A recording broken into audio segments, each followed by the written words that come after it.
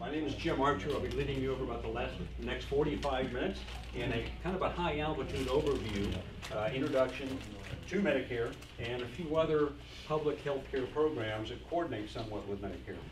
Getting started, this training has been made, will help you make some important decisions, and the decisions that you make will affect the Medicare benefits that you receive and also how much you're going to have to pay for your health care.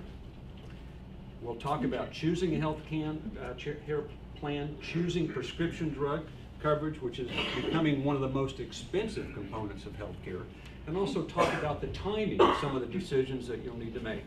That's important because you want to be sure there's not going to be gaps in coverage, or you're not going to be subject to penalties that you might face if you miss important deadlines. Also, some basic, very basic information about Medicaid and Children's Health Insurance Program. So what is Medicare? I think all of you know already. It's a health care plan primarily for people age 65 and over, but it's also for certain individuals under age 65 if they have been on Social Security disability for 24 months. It's also a benefit available for people with end-stage renal disease of any age.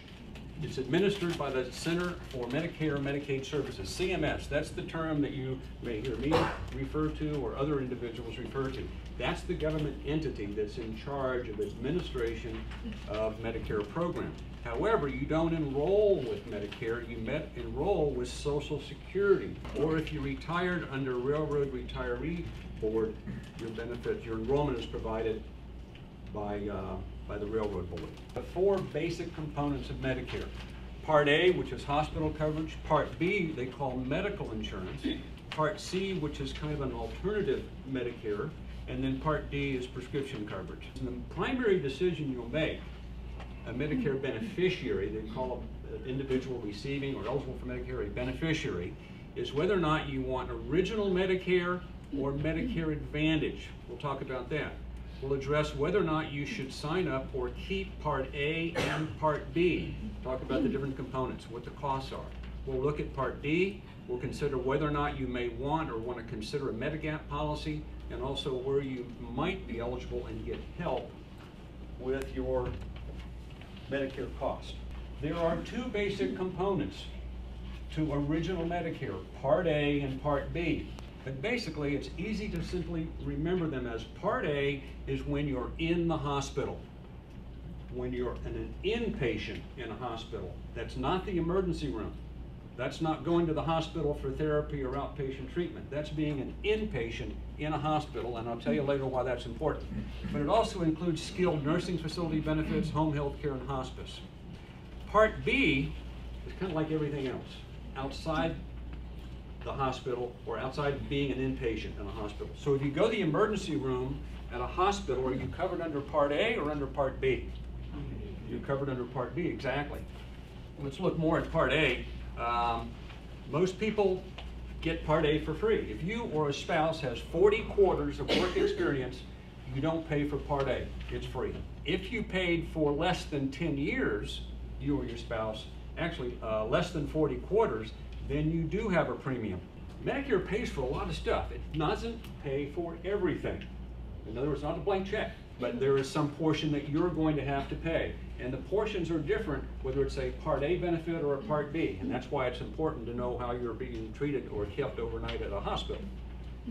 Under Part A, if you're inpatient in a hospital, you pay the first $1,156. Okay? First $1,156, that's good for up to 60 days in the hospital. Now, most people are going to be in and out in 3.5 days. But because this includes psychiatric hospitals, rehab facilities, things where people could be for more than 60 days, here's how this works. If you're discharged and readmitted within 60 days, you don't pay the $1,156 again. This is not a calendar year deductible or copay. This is what they call a benefit or treatment period. So if you're readmitted within 60 days, you pick up with the day count where you left off, and you don't pay the $1,156 again. But obviously, if you're readmitted on day 61, you pay the $1,156 again, and you've got a new treatment period. You've got a new 60-day period. If you continue to be in the hospital after 60 days, from day 61 to 90, you have to pay $289 a day. After day 90, you have what they call 60 lifetime reserve days, 60 more days that Medicare will pay for, but you have to pay $578 a day for that. That's your share of the deal. They pick up everything else, pretty much everything else when you're in the hospital. Surgery, nursing, you know, the room, prescriptions, therapy, exams, tests, a lot of other stuff. They're going to pay for it. But you have some co-pays when you first go in, and also day 61 to 90, 91 to 150. After 150 days, you're responsible for all your hospitalization expenses. Here's the reason why being an inpatient might be important. They cover skilled nursing. Skilled nursing is kind of like a hospital setting, but it's not really a hospital. And it's a place where you go, and it's not custodial care. It's not simply some place where you sit there and, you know, gradually recover, but requires some kind of a treatment plan, some kind of care. And it must be authorized and certified by a Medicare physician that you can go into skilled nursing. But there's a requirement that you must have been at least an inpatient in a hospital for at least 3 days. If you were in observation, that wouldn't count.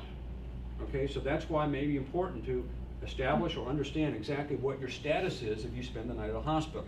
So if you have met that 3-day requirement, you're under a treatment plan, and a doctor has authorized the skilled nursing care, then you will pay nothing for the first 20 days at the skilled nursing facility.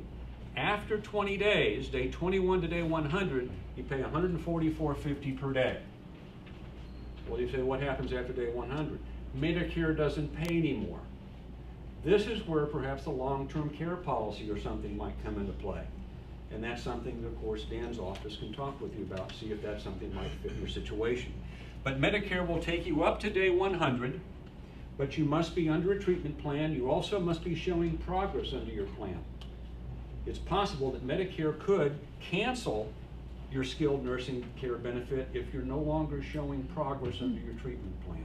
Here's the portion that you pay on Part B. We looked at what you paid on Part A, right? When you're in the hospital. How about when you're outside the hospital? Remember, that's Part B. Here's what you pay. You got a $140 deductible, and that's calendar year. Remember that Part A copay was, you know, per treatment episode, you know, every 60 days. You could possibly pay that a couple of times. You're going to have a $140 deductible once a calendar year. After that, there can be various copays, but generally speaking, it's going to be 20% coinsurance. Now, there are certain programs that may help people of limited income. We'll talk about down towards the end. How about enrolling in Medicare? When you're in Social Security, they automatically put you into Part A, the hospital benefit. Right?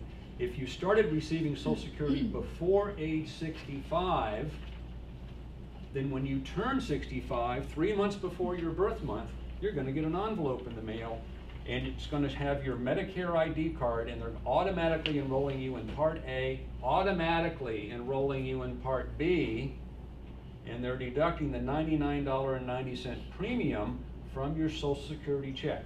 That's what happens when you start Social Security before you reach age 65.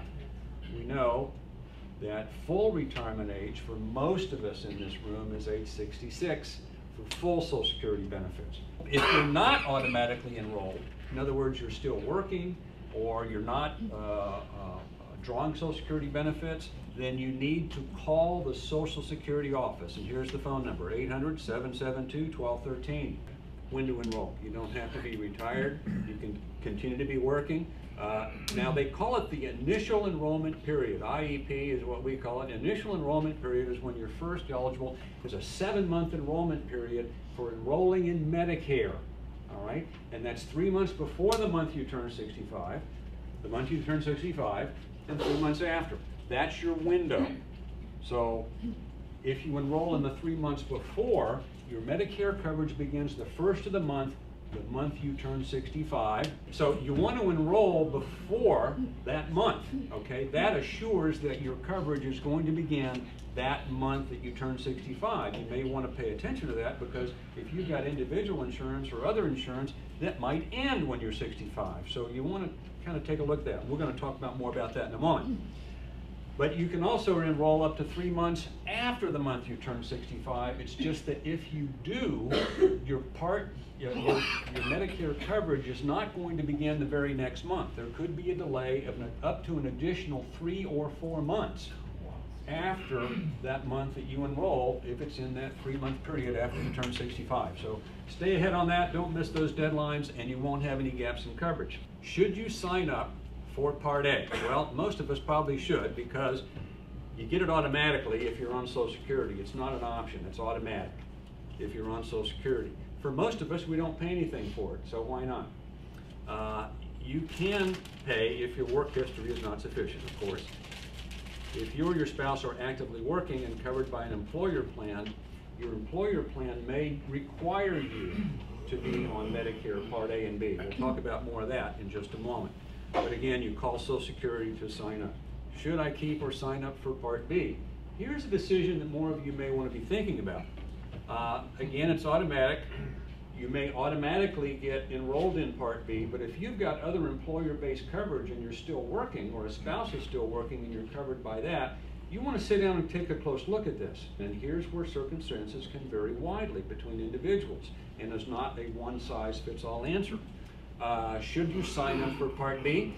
Sometimes you must have Part B. If you want to buy a Medigap policy, we'll talk about that in a few moments. If you want a Medicare Advantage plan, if you're on TRICARE for retired military, you have to have Medicare. If your employer coverage requires that you have it, if you've got certain veterans benefits, it might be optional. So probably if you've got coverage under your spouse's plan,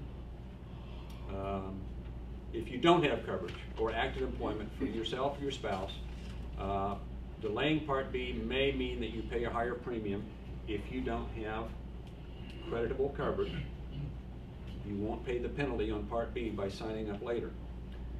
If you do have coverage through active employment, then you may not want to sign up for Part B. All right, because your share, your obligation of what you have to pay under Medicare can be pretty substantial in some circumstances, a lot of people turn to a private insurance plan to pay some of those expenses.